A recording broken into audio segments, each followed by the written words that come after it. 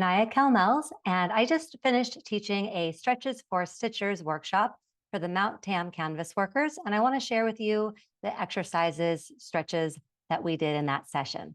I'm just going to give you a brief overview. If you have any questions about what we did or why we did it or how to do it properly, please feel free to reach out. All right, you can do this from a seated position or a standing position, so choose a position you want to start in. We will start with neck stretches. Let's begin by drawing our chin in towards our throat, like we're trying to get away from somebody who has bad breath. Imagine that you're pulling the back of the head towards a wall and then release. And pull your chin in towards your throat like you're trying to give yourself a double chin and release.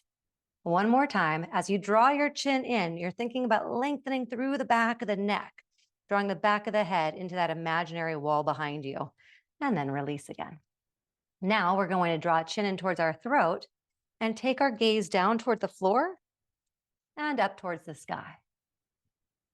Down towards the floor and up toward the sky. One more time, keeping length through the back of the neck as you look down at the floor and then looking back up again and back to center. Keep that length through the back of the neck, chin drawn towards your throat as you take your gaze from one side of the room to the other side of the room. One more time in each direction. And then take your gaze back to center, and we're going to side stretch the neck. So imagine someone's grabbing your ear and pulling it up towards the sky. You're going to get a stretch through the side of the neck on that side, and then come back to center and do the same thing on the other side. Imagine someone's pulling your ear up towards the sky. You're getting a side stretch on that side. One more time on each side, lengthening through that side of the neck. Last time. And back to center. We're going to integrate all of those movements into head rolls. So draw your chin in towards your throat, take your gaze down toward the floor, and then start to follow the floor to one side of the room.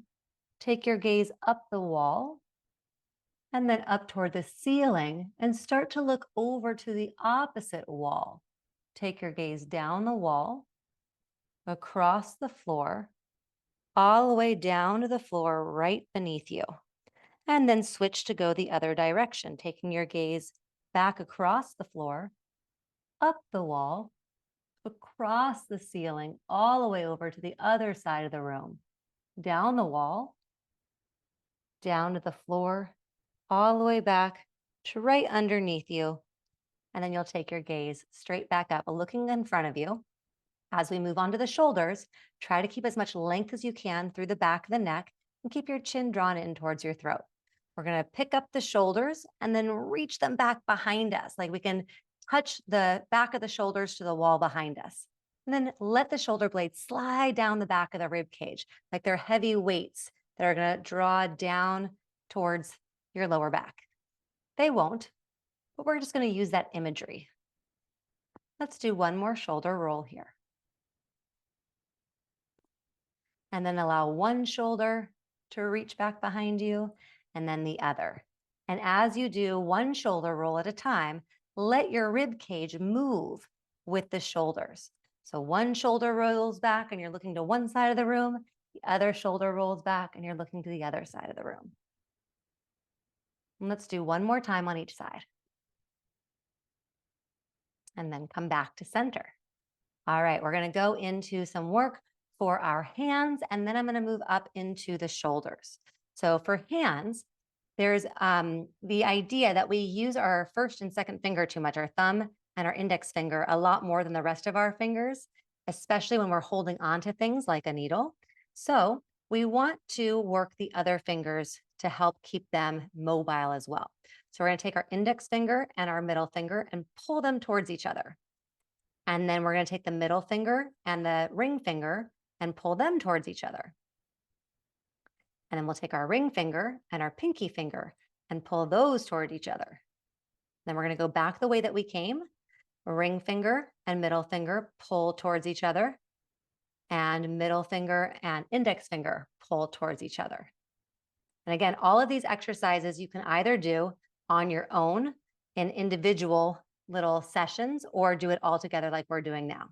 So you can play with this more on your own. We're going to move on to the wrists where we're going to get some flexion and extension. And I like to use my opposite hand to add on a little extra stretch here.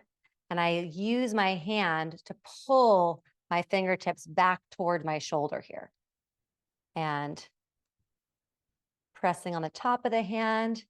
I'm not trying to like overdo it here. I just really want to encourage the stretch without causing any discomfort. And of course, if there's anything I'm cueing you to do that doesn't feel great in your body, you might just opt out of that one if it's not for you. All right, now we're going to curl our fingers like we're holding onto a ledge. Then we're going to continue to curl all the way up into fists. And then open the hands as wide as you can, fingertips spread as wide apart as you can get them. And then roll up the fingers and then spread them wide. One more time, rolling them up and spreading them wide. And then we're going to go into wrist rolls. We're going to start in our rolled up fingers. So roll them up, make your fist really strong, roll your wrist in one direction, then roll them in the other direction. All right, we're going to add in doing a little bit of arm work here. So I'm going to back up a bit and you're going to have your arms down by your sides and you're going to start opening your arms up into a T position as you roll your wrists. If you'd like to take your arms up higher, you're going to take them all the way to the ceiling.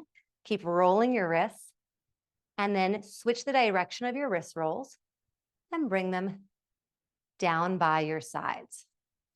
Now we're going to open the hands up as wide as you can get your fingertips to separate from each other and roll your wrists again.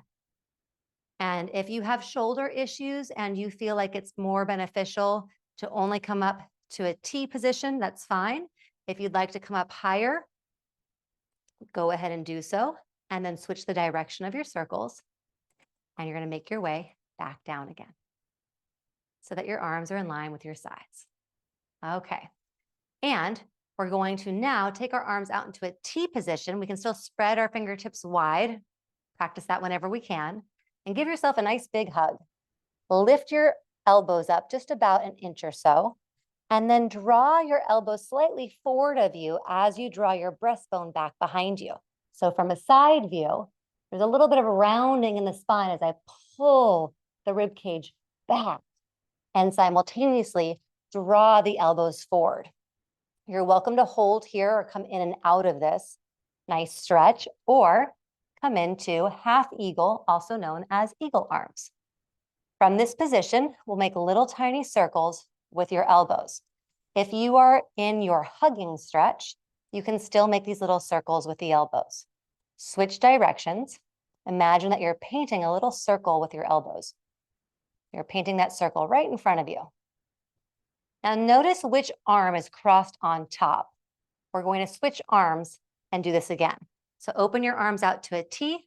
Opposite arm goes over the top. You can either give yourself a nice big hug, draw elbows forward, draw your sternum or your breastbone back towards your spine, or you're going to add on by weaving your forearms together, and we'll go into our little circles for 4, 3, 2, 1, and then switch direction with your circles.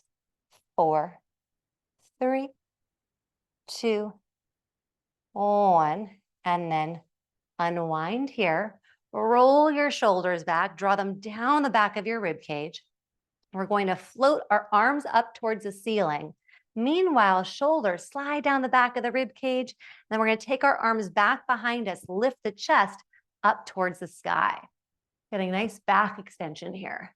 So from a side view, I want you to see that as your arms come up, you're in what we call a neutral spine, nice long spine. And as you bring your arms back, you're lifting the chest up and reaching fingertips back behind you. So nice. And you can do this a few times if you'd like. We're going to move on to our hips and our lower back. Okay. So we're going to work on squeezing our glutes, our butt muscles. Our glutes help support our spine when we're in a seated or standing position. You can do this from a seated or standing position. So Squeezing your glutes or glute squeezes is a nice way of saying squeeze your butt. So you're pulling everything towards midline and then you're letting it completely relax. And pull towards midline and relax. And I said this is for lower back and hips. You can see that my legs are also pulling together. Remember, the leg bone is part of the hip joint. So as I'm doing this and I'm squeezing everything together, I'm waking up my glutes that I've been sitting on, making them do their job. Sometimes they actually forget. It's called gluteal amnesia. I often will put my hands on the muscles that I want to activate. So you might do the same thing. And now we're going to go into mini squats. This is also thought of as just getting in and out of a chair. If you need to hold on to something, feel free to do that. You might even hold on to the back of a chair. Otherwise, you can take your arms out in front of you if balance isn't a challenge and sit back like you're sitting into a chair. Squeeze your glutes as you come back up. So you're using your glutes both as you sit down and as you come back up again. You're working through your spine, through your core muscles, hips, back of the legs, quadriceps, front of the legs. You've got a lot going on here just to get in and out of a seated position in a chair. 2 more here. And last one. All right, that didn't take very long, and it's a great way to prevent getting stiff and sore. It's also a great way to prevent repetitive injury. So just taking breaks when you need them is a really nice way of letting the body move the way it was meant to move and still getting to do the things that you love to do in a seated position. Let me know if you have any questions. I hope you found this helpful, and I hope you take lots of breaks and move as much as you can.